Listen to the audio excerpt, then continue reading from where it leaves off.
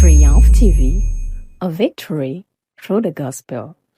Triomphe TV, la victoire par l'évangile. C'est un réel plaisir de vous retrouver encore sur Triomphe TV dans votre émission Écoute. Et comme vous le savez, Écoute, c'est votre espace de transformation, d'édification. Écoute, c'est le lieu où les cœurs s'étaient pour écouter ce que Dieu a à nous dire. Et avant d'aller plus loin, j'aimerais dire merci à tous ceux qui nous suivent et qui nous écrivent de partout dans le monde. Et nous bénissons le Seigneur de ce qu'il permet que cette émission soit un canal par lequel il bénit, transforme et restaure de vie. Et comme vous le savez, je ne suis jamais seul, toujours accompagné par un homme de Dieu. Bien, bonjour homme de Dieu. Bonjour Jephté, bonjour à toute la famille de Triomphe TV qui nous suit de partout dans le monde entier. Ah, c'est un nouveau décor. Je vois déjà, nous sommes en plein préparatif d'une très grande croisade. Très grande croisade. Kisanga pour Christ. Kisanga pour Christ. Je pense qu'en 2017, nous étions à l'explanade du bâtiment du 30 juin. Quelques années plus tard, c'était à Kinshasa, au stade Vélodrome. Et il a plu au Seigneur que ce soit cette fois-ci à la commune de la Katouba, à Kisanga. Alors, ça sera tout simplement, c'est 9 août. Un dimanche après-midi et nous espérons que vous serez très nombreux à nous rejoindre avec un homme de Dieu puissant, notre Père, l'apôtre Israël Monga. L'apôtre Israël, la prophétesse Abigail, avec la grande chorale des Lévites, le papa Benjamin Kayombo, le frère Christian Mukuna, maman Safi. En tout cas, j'invite Lubumbashi et ses environs. Donc, venez très nombreux au terrain Maembe en face du groupe scolaire Grâce à l'Ouest, là même à Kisanga la Katouba. Je crois qu'un seul nom sera prêché, un seul nom sera loué, sera élevé. Devant un seul nom, nous allons nous prosterner. C'est le nom de Jésus-Christ de Nazareth. Et comme il est écrit aujourd'hui, si vous entendez ma voix, n'endurcissez pas votre cœur. Alors, je sais que Jésus est toujours la réponse à vos problèmes. Alors, Karibou Sana.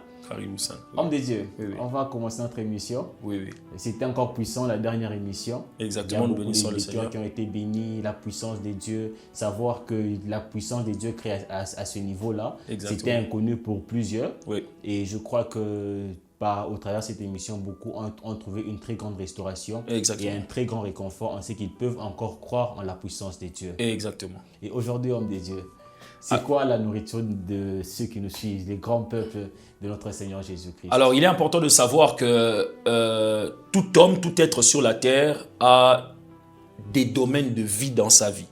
Ça signifie qu'il a le mariage, il a le travail, il a les études, il a des projets, il a des constructions. Et il est important de savoir que la réussite dans chaque domaine de la vie ne dépend pas d'abord du fait que vous avez conçu un plan. Non. On ne réussit pas forcément parce qu'on a un projet. On ne réussit pas forcément parce qu'on a l'argent pour réaliser ce projet. Okay. La réussite dans chaque domaine de la vie est liée à la présence d'une personne. Amen. Et cette personne s'appelle Jésus-Christ de Nazareth. Okay. Alors, je vais aller rapidement. Nous sommes dans le livre de Jean chapitre 2. Okay. Et dans Jean chapitre 2, c'est le premier miracle que Jésus va opérer. Et là, Jésus est dans une fête. Et c'est un mariage. Qu'est-ce qui arrive? Dans ce mariage-là, ils ont consommé de la boisson et à un certain moment, il n'y a plus de vin. Alors, la maman de Jésus va dire aux disciples, faites ce qu'il vous dira. Alors, Jésus va demander à ce qu'on remplisse des vases qui étaient destinés à la purification des Juifs. Lorsqu'on remplit ces 6 vases, il change l'eau en vin. Et lorsqu'on doit servir ce vin, on sent que le vin que Jésus que le vin qu'ils ont bu après le miracle que Jésus a opéré était plus bon que le premier vin. Okay. Alors l'ordonnateur du repas dira, mais on ne sert-il pas le bon vin avant le mauvais? D'où vient que vous avez donné un bon vin après que nous ayons consommé le mauvais vin? C'était ça, en fait, la question. Okay. Mais d'où venait ce bon vin? Ce bon vin venait d'un invité. Et cet invité, moi, je l'appelle l'invité spécial. Okay. Cet invité s'appelle Jésus-Christ de Nazareth. J'aimerais dire à quelqu'un qui me suit, le thème que nous allons développer aujourd'hui, c'est mon invité spécial. En tout cas, ce sera un thème puissant, je crois, qui va aussi bénir plusieurs. Qui va bénir plusieurs. Et comme il est de coutume, moi j'ai toujours des questions par rapport au thème. Exactement. Alors, homme de Dieu, invité spécial. Pourquoi invité spécial? Pourquoi ne pas dire Jésus-Christ l'invité qu'il nous faut? Pourquoi spécial? Non, mais parce que Jésus-Christ, vous savez, même dans nos fêtes, nous avons des invités que nous appelons des invités d'honneur, des invités de marque. Très souvent, c'est par rapport, certains entre guillemets, par rapport à leur compte en banque, d'autres c'est par rapport aux affinités, d'autres c'est par rapport à la considération que nous leur donnons. Justement. Mais maintenant, la différence avec Jésus, c'est que tout cela que nous invitons, que nous considérons comme étant des invités d'honneur, des invités spéciaux, lorsque eux viennent, nous les servons. Amen. Maintenant, la différence avec Jésus, c'est que Jésus ne vient pas pour que nous le servons. Okay. Jésus vient pour nous servir. Wow. Et Amen. il dit ceci dans Matthieu chapitre 20, au verset 28, que le Fils de l'homme n'est pas venu pour être servi. Lui, il est venu pour servir. Et il a d'ailleurs donné sa vie comme la rançon de plusieurs. Amen. Les grands selon le monde sont servis. Amen. Mais lorsque nous lisons la parole de Dieu, Jésus dit celui qui veut être grand parmi vous, il doit être serviteur des autres. Amen. J'aimerais dire à quelqu'un qui me suit, Jésus-Christ est l'invité spécial. Pourquoi? Amen. Parce que lorsqu'il vient, il ne s'attend pas que tu lui donnes la première place. Amen. Lui, il regarde dans ta vie, Amen. dans chaque domaine de ta vie, Amen. dans ton ministère, Amen. dans ta maison. Qu'est-ce qui manque? Amen. Dans le contexte où nous sommes en train de parler dans Jean chapitre 2, ce qui manquait, c'était le vin. Amen. Maintenant, Jésus est venu amener ce qui manquait. Amen. Donc, des fois dans la vie, il y a des choses qui nous manquent, tout simplement parce que l'invité spécial n'est pas là. L'invité spécial n'est pas là. Et cet invité, c'est Jésus. Alors, homme de Dieu, invité. Déjà, quand on dit invité, on doit inviter quelqu'un pour une occasion. Exactement. Comme la fête. Voilà. Maintenant, par rapport au thème qu'on développe aujourd'hui, Oui. mon invité spécial, qu'est-ce qu'on doit conclure? Qu'on doit seulement l'inviter en cas de fête ou bien si c'est Non, en non, cas non, de non. fête ou bien qu'est-ce qui En fait, se passe dans en fait? chaque domaine de la vie, Ok.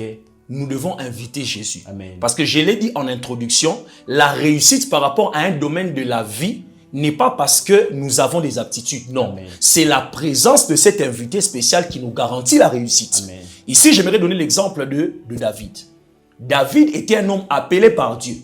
Il avait l'onction royale. D'ailleurs, lui n'a pas reçu l'onction de la fiole. Il a reçu l'onction de la corne. Okay. Il était oint par Dieu, saisi et rempli du Saint-Esprit. Mais vous allez comprendre une chose. Ce David-là, avant de pouvoir entreprendre n'importe quelle chose, quoi qu'il avait l'onction, il consultait Dieu. Amen. Il devait se rassurer que Dieu était avec lui. Amen. Avant de commencer à se lancer dans n'importe quelle bataille. Amen. Là, je suis dans 1 Samuel chapitre 30 au verset 8. David connaît une désolation. Ils sont à Tzilag, les Amalécites entrent. On pille tout, on détruit tout, on brûle la ville, on récupère les femmes, les filles, on prend le butin, on part avec. Le peuple est en train de pleurer jusqu'à ce qu'ils n'ont plus la force de pleurer. Amen. David est dans une grande angoisse. On lui dit même, toi, aujourd'hui, on va te lapider. Amen. Et vraiment, Et David demande au sacrificateur, Abiatar, il dit, là, si je fais rien, si je fais rien, on peut même me lapider. Le David pour qui on chantait, Saül a tué 1000, David 10 000. Akiri Namwisha. Parce que le même peuple a dit, aujourd'hui, nos enfants là, chacun est inquiet pour son enfant, sa femme qu'on a enlevé, son butin qu'on a lui pris. qui était garant. Mais exactement, c'est lui qui a la tête, c'est un leader. Maintenant, David, en ce moment-là, il dira au sacrificateur Abiatar, apporte-moi les fautes. Déjà, quand tu dis éphod, c'est une tenue sacerdotale. Amen. Ça signifie que David savait que dans cette situation-là, fallait il faut inviter quelqu'un. L'invité spécial. Et quand il prend les fautes, il porte. David entre en prière. Il consulte l'Éternel. Il dit, monterai-je, atteindrai-je, délivrerai-je. Dieu lui dit, vas-y, tu délivreras. Amen. Et la délivrance s'est opérée. Pourquoi? Parce que dans cette situation-là de guerre, David a fait appel à quelqu'un. J'aimerais dire à quelqu'un, la garantie que nous avons de réussir dans tous les domaines de la vie est liée à la présence de celui que j'appelle l'invité spécial. L'homme ne sait pas ce qu'un jour peut enfanter. Amen. Amen. Seul celui qui a la maîtrise des temps et des circonstances, c'est Jésus-Christ. Maintenant, homme de Dieu, oui. Moi personnellement, il m'est arrivé de lancer une affaire. C'était vraiment rentable. on a fait, on s'est appelé des business plans sur une période T. Exactement. Ça a rapporté, mais ça n'a pas rapporté, homme de Dieu. Qu'est-ce que je dois comprendre? Je n'ai pas invité l'invité spécial? Oui, en fait, ça signifie que lorsque tu as commencé ce projet, tu l'as commencé avec qui? Okay. La Bible déclare dans le livre de Jacques, vous qui dites, demain, nous voyagerons, nous trafiquerons, nous irons, nous réussirons. Je paraphrase ici. Non, non, on dit, vous auriez plutôt dit que si Dieu le veut. Donc ça signifie, je dois d'abord connaître quelle est la pensée de Dieu par rapport à l'activité dans laquelle je dois me lancer. Amen. Si Dieu est d'accord avec moi, c'est le même contexte que David. À ce moment-là, je me lance. Donc, j'ai échoué parce que dès le départ, celui qui a la maîtrise de toutes choses n'était pas mon associé, n'était pas mon partenaire. Et on voit même des... J'aimerais te choquer, Jephthé, en te disant ceci. S'il y a un verset qui me fait peur dans la Bible, c'est le verset de Juge chapitre 16, le verset 20. Okay. La Bible déclare, il ne savait pas que l'Éternel s'était déjà retiré de lui. Wow. Je parle de Samson. Cet homme-là, c'était un homme qui était habitué. Parce qu'il avait ses tresses, il savait que quand on va les lier, il va tout couper, il va tout déraciner. Mais lorsqu'on lui a enlevé cette tresse, qui était le symbole de la présence de Dieu sur sa vie, à ce moment-là, on lui dit, les Philistins sont là. Samson s'est dit, je vais m'en tirer comme les autres fois. Mais le danger qu'il y avait avec Samson, c'est qu'il s'est engagé dans un combat où l'invité spécial n'était pas là. Wow. Alors qu'est-ce qu'on l'a fait? Le même Samson qui tapait, qui a tué 1000 Philistins avec une mâchoire d'âne, on l'a récupéré, on lui a troué les yeux et il a commencé à tourner la meule à la prison. Pourquoi? Il s'est engagé dans une chose où l'invité spécial n'était pas là. J'aimerais dire à quelqu'un, la garantie que tu as, même les gourmets que tu as, que nous savons, c'est parce que dès le départ, lorsque nous nous lançons dans ces activités-là, nous ne consultons pas Dieu. On voit des fiançailles de 5 ans après. Mais exactement, tu ne peux pas dire que tu as Dieu et tu échoues. Et d'ailleurs, aujourd'hui, on dit, oh non, un homme, il peut faire 5 ans avec toi, il te quitte, mais un mois après, mais exactement. Mais Jephthé ici qui vous parle, tu avais une activité, tu es venu, tu m'as dit ici, non, on va faire des champs, après 3 mois, ça va marcher. Mais quelque chose s'est passé. Oui. Le terrain est devenu marécageux. Il y a de l'eau. Je vais te poser une question. Est-ce que Dieu ne savait pas que le terrain deviendrait marécageux? Il savait. Mais si dès le départ, tu as dit, Seigneur, j'ai un projet. Même Jésus a dit, lorsque un homme veut bâtir une maison, il s'assoit, il calcule, il planifie. Donc, la responsabilité que nous avons, c'est que dans chaque domaine de notre vie, combien de jeunes frères comme nous se sont dit, nous allons commencer le ministère. Mais ils n'ont pas fait 10 mois, ils n'ont pas fait 15 ans, ils n'ont pas fait 5 ans. Vous pensez-vous que Dieu peut appeler un homme et l'abandonner? Nous ne disons pas que lorsque Dieu est avec un homme, cet homme ne peut pas connaître des tribulations. Si, il peut connaître. Mais la garantie que nous avons, c'est que même lorsque les combats viendront, il a dit à Jérémie, ils te feront la guerre, mais ils ne te vaincront pas. Pourquoi? Car je suis avec toi pour te délivrer. Donc, quand Dieu est présent dans chaque domaine de nos vies, c'est la réussite qui est garantie. C'est tout ce que je voulais dire. Et d'ailleurs, il est même écrit, formule de complot seront anéantis. Donner des ordres, ils seront sans effet, car Dieu est avec nous. Amen. Car Dieu est avec nous. Alors, pour tous ceux qui nous suivent, c'est simple aujourd'hui. Vous voulez commencer une activité, une relation, un business, quel que soit ce que vous voulez commencer, la première ou le premier réflexe, c'est d'abord chercher, est-ce que Dieu est là? Est-ce que l'invité spécial est là? Est-ce qu'il est avec moi? Est-ce qu'il le permet? Oui. Aujourd'hui, c'est rare de voir des gens qui peuvent demander, est-ce que Jésus est là? Est-ce que Jésus m'a dit de faire ça? Aujourd'hui, on part d'abord, ce qui va arriver, va arriver. Il y a dans le cœur de l'homme beaucoup de projets. Mais qu'est-ce qui s'accomplit? C'est les desseins de l'Éternel qui s'accomplissent. Maintenant, l'erreur que nous commettons, nous les enfants de Dieu, c'est quoi? Si ce sont les desseins de l'Éternel qui s'accomplissent, pourquoi perdre beaucoup d'énergie dans des projets? Nous devons chercher quel est les desseins de l'Éternel pour notre vie, pour gagner en temps et en énergie. C'est simplement ça. Là où il y a la volonté de Dieu. Là où il y a la volonté de Dieu, l'Éternel agira, qui s'y opposera. Amen. David dit dans le psaume que Dieu est dans les cieux, il fait ce qu'il veut. Amen. Dans les cieux, sur la terre, sous la terre. Amen. Donc, si Dieu dit que c'est ça, qui va s'opposer? Donc nous devons revoir notre manière de faire les choses et nous allons réussir dans ce que nous entreprenons.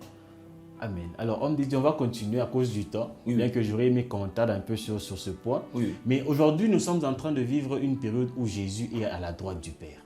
Exactement. Alors, comment est-ce que Dieu maintenant agit? Il descend Jésus lui-même en personne, il vient, on le voit bien en soutane, la barbe, les cheveux, ou bien c'est quoi aujourd'hui le moyen par lequel Dieu peut aussi passer quand on dit « Seigneur, viens m'aider par rapport à telle situation ». Comment est-ce que Dieu agit maintenant? Il est important de savoir que Dieu, c'est vrai, il est au ciel. Jésus est à la droite, il intercède pour nous. Mais il se fait représenter sur la terre par ceux-là qu'on appelle ses serviteurs. Amen. Amen.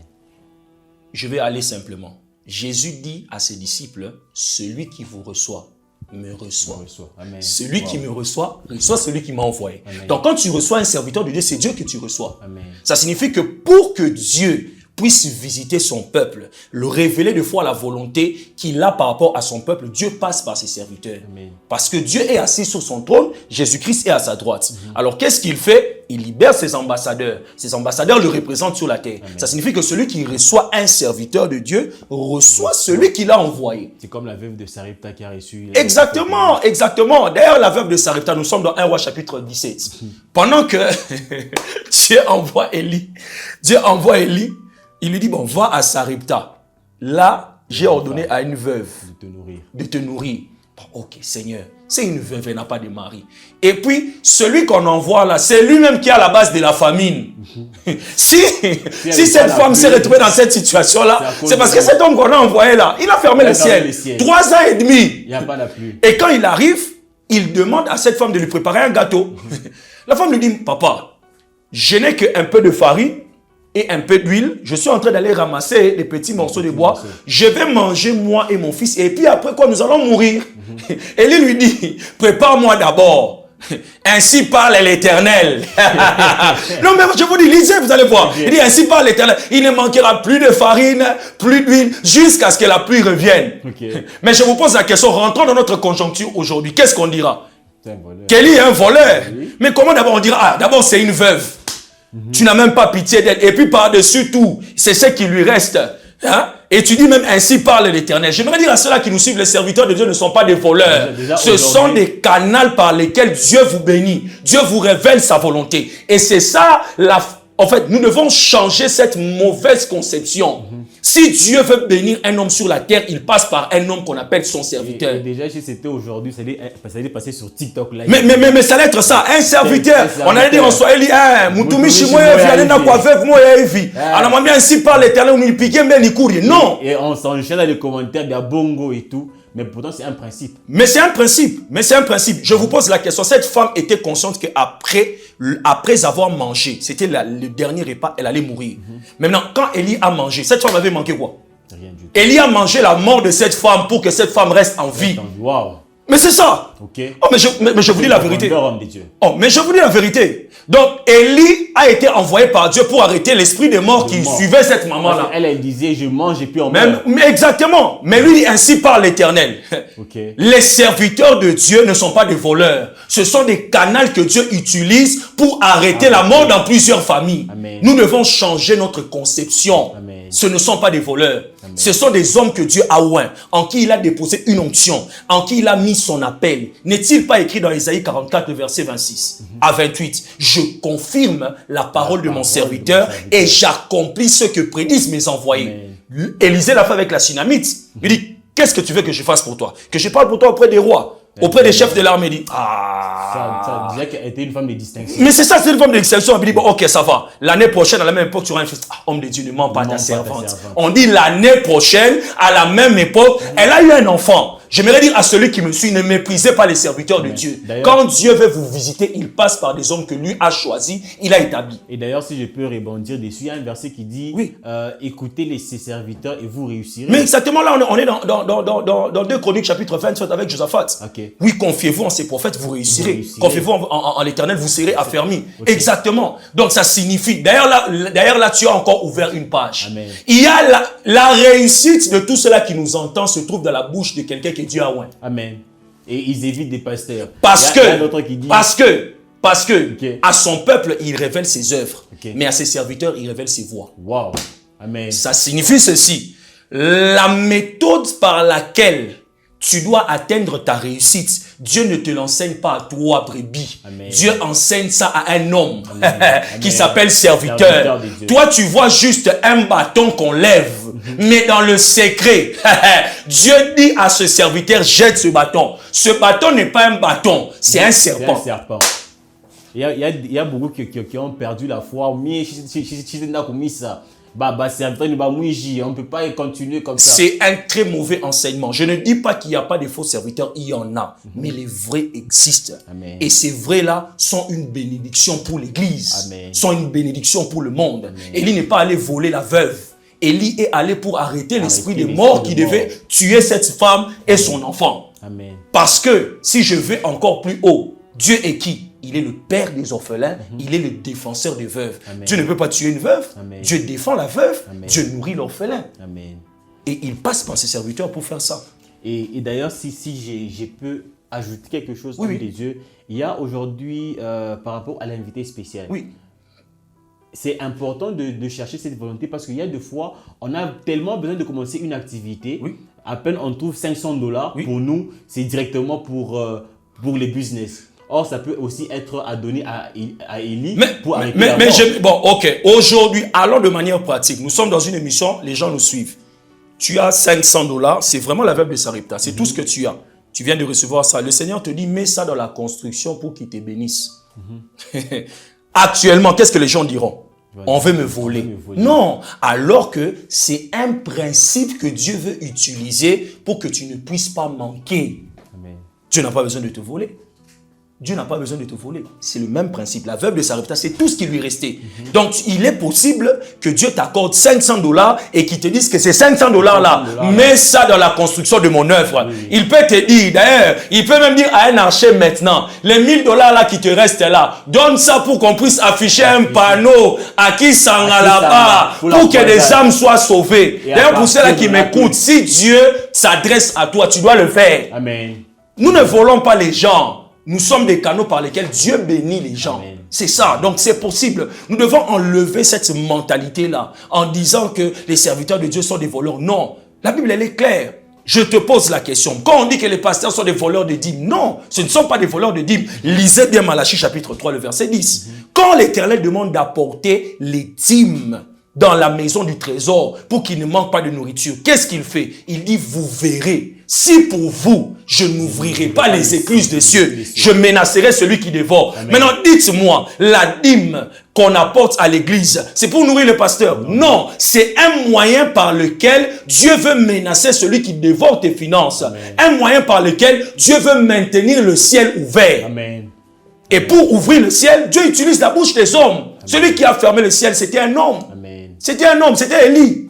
Alors, homme de Dieu, actuellement, je crois qu'il y a des gens qui sont sur le point de se marier. Exactement. Il y a d'autres qui sont sur le point de lancer une activité. Oui. Il y a d'autres aussi qui ont traîné dans des relations. Oui. Qu'est-ce qu'ils peuvent faire, hein? Si ils se sont rendus compte qu'ils ont commencé une relation sans demander, sans inviter Jésus, Oui. qu'est-ce qu'ils peuvent faire? Si ceux maintenant qui veulent aujourd'hui s'élancer, se disent que bon, j'ai l'âge de me marier, Oui. qu'est-ce qu'ils peuvent faire maintenant? C'est quoi le conseil qu'on peut leur apporter aujourd'hui par Voilà, rapport à tous les domaines de la vie? Voilà. Pour ceux-là qui se sont déjà lancés, Ça, c'est important. sans l'invité spécial, ils doivent s'arrêter. Mais homme de Dieu, si ça barre, on venait de dire que le frère... Non, quand je dis ils doivent s'arrêter, suivez-moi très bien. Vous savez, le danger qu'il a de se lancer sans se rassurer que Dieu est avec nous, c'est qu'on finira par se connaître. Amen. Je vais donner un exemple. Élie, avant de sortir sa tête de la caverne, il voulait se rassurer que celui qui parlait était Dieu. Amen. On dit il y a eu les tremblements, il n'est pas sorti. Il y a eu le vent, il n'est pas sorti. Amen. Il y a eu le feu, il n'est pas sorti. Quand il a entendu les murmures doux et légers, il est sorti. Amen. J'aimerais dire à quelqu'un, ne sors pas ta tête. Amen. Tant que tu n'es pas sûr que c'est Dieu qui est là, Amen. que c'est Dieu qui parle. Parce que si Dieu ne marche pas lui-même devant toi, tout ce que tu rencontreras en face de toi te mettra à terre. Parce que la victoire que tu as face aux épreuves, face au combat de la vie, c'est lié à la présence de celui qui t'accompagne. Ici, j'aimerais même ouvrir une brèche. Les invités, j'ai parlé ici des serviteurs. Permettez, je suis un serviteur que je parle de ça. Même dans le concept là des fêtes, même, ceux-là qui font des fêtes, qui font des mariages, s'il y a 500 personnes qu'ils invitent, combien de serviteurs il y a dans ces fêtes-là qu'ils invitent? Mais ils disent que les serviteurs ne viennent pas. Non. Les serviteurs ne viennent pas parce qu'ils ne se sentent pas honorés dans ces fêtes-là. Okay. D'ailleurs, d'autres ont changé de stratégie. S'ils savent qu'ils ont invité 2-3 serviteurs, ils vont jouer la musique gospel jusqu'à 23h. Ils savent que les serviteurs doivent rentrer pour se préparer pour le culte de dimanche. Et une fois que ces serviteurs sortent, qu'est-ce qui se passe? On rentre un peu... Oh, mais non, mais c'est ça, non? Côté, mais c'est ça, ils enlèvent maintenant le vrai manteau. Ils enlèvent vraiment le vrai manteau. Mais ce qui nous fait mal dans tout ça, c'est que quoi? Ces personnes qui se marient là, pour trouver le mariage, ils cherchent les serviteurs. Ils viennent à l'église. Mais le jour où Dieu donne ce mariage-là, ils oublient d'honorer les personnes qui se sont associées avec elles pour les soutenir et les permettre d'atteindre cette dimension-là. Et même Jésus dans son cœur. Aujourd'hui, si nous avons un mariage, c'est Jésus qui l'a donné. Si nous avons des enfants, c'est Jésus qui l'a donné. Mais nous sommes prêts à blesser le cœur de Dieu et à satisfaire des personnes qui, après la fête, peuvent même nous insulter. Déjà, quand on pleurait, ils n'étaient même pas là. Oh, mais je vous dis la vérité. Personne n'était là. Mais je vous dis la vérité. J'aimerais dire à quelqu'un, seul Dieu qui a la maîtrise du lendemain sait que dans 5 ans dans ton mariage, tu auras un problème de stérilité. Seul l'invité spécial sait qu'il y a un enfant qui va manquer. Il y a un minerval qui va manquer. Si tu le déshonores, le jour où il y aura le manque, qui va combler ce manque? Il va te déshonorer. Exactement. Il honore ceux-là qui l'honorent. C'est la Bible. C'est la parole de Dieu. Donc le conseil que j'aimerais donner ici, ne nous lançons pas dans une activité, quel que soit le domaine de la vie, sans se rassurer que Dieu est d'abord avec nous, sans se rassurer que l'invité spécial est là. L'homme ne sait pas ce qu'un jour peut enfanter. Amen. En tout cas, j'aimerais vous continuer. Vous l'avez remarqué, moi j'ai des questions, j'ai toujours envie de rebondir sur tout ce que l'homme de Dieu est en train de dire. Mais les temps nous est imparti ici. C'est pratiquement la fin. Exactement. Mais nous bénissons tous ceux qui nous ont suivis. Nous vous disons encore merci. Continuons à rester fidèles à ces merveilleux programmes. Et comme vous le savez, écoute, c'est aussi une technologie par laquelle Dieu passe pour restaurer et rebâtir de vie. Mais qu'à cela ne tienne, avant de finir, nous vous invitons à cette grande croisade qui aura lieu le 9 août à Kisanga, qui est dénommé Kisanga pour Christ. De partout vous êtes à Lubumbashi, ne manquez pas, Karibou Sana et Dieu nous fera énormément du bien. Il y aura notre père, l'apôtre Israël Monga, la prophétesse Abigail Monga, avec des grands hommes de louange et adoration, comme le frère Christian Mokuna, papa Benjamin et maman Safi. Et jusqu'à ce qu'on se retrouve, hommes de Dieu, je crois qu'on peut leur dire au revoir. On peut leur dire au revoir. Je voulais ajouter une chose parce que je fais partie du groupe de louanges de mon église. Il y aura aussi la grande chorale des Lévites. La grande chorale. Si vous ne le savez pas, moi je me rappelle quand j'étais encore nouveau, je me disais, cette chorale, il y a des tests de danse avant d'y entrer ou bien. Parce que la danse est terrible et tout ça c'est pour la gloire de Jésus. Exactement. Mais sinon nous bénissons le Seigneur et nous croyons que Dieu vous fera encore beaucoup du bien. Et ma prière est que la paix de Dieu qui surpasse toute intelligence garde vos cœurs et vos pensées en Jésus-Christ. Au revoir et à la prochaine.